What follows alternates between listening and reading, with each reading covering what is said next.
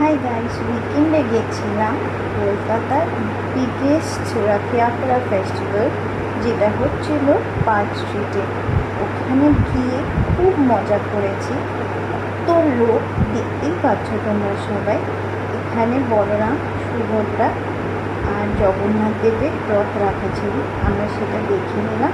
আমরা এখানে গেছিলাম আমার এক মাসির ইনভিটেশনে। আমার মাসি এই রথযাত্রা ফেস্টিভ্যালে ফুললি ইনভলভ থাকে।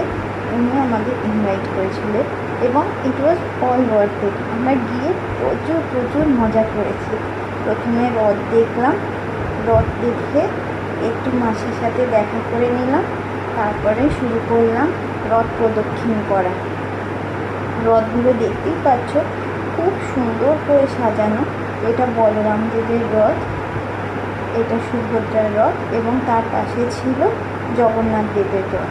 ওই দিকে দূরে ওরা মন্দিরের মতো একটা বানিয়েছিল, যেখানে হচ্ছিল জগন্নাথ দেব, বলরাম আর সুভদ্রার পুজো।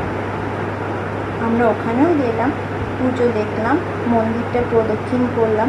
শয়ে লোক এসেছিল ওই দিন, আর স্পেশালি শনিবার ছিল, তো আরও লোকের ভিড় ছিল।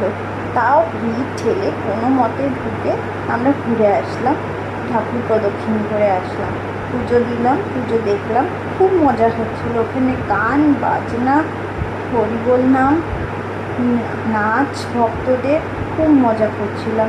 আমার তো দারুণ লাগে। তারপরে বসে গেলাম প্রসাদ খেতে। প্রসাদে ছিল খিচুড়ি, আলুর দম, পায়েস এবং আরও সুজি এবং আরও কিছু খাবার। ঠাকুর প্রণাম করে টুক করে খাওয়া সেরে একটু বসে মাসির সাথে আড্ডা দিয়ে আমরা বেরিয়ে পড়লাম বাড়ির গন্তব্যে।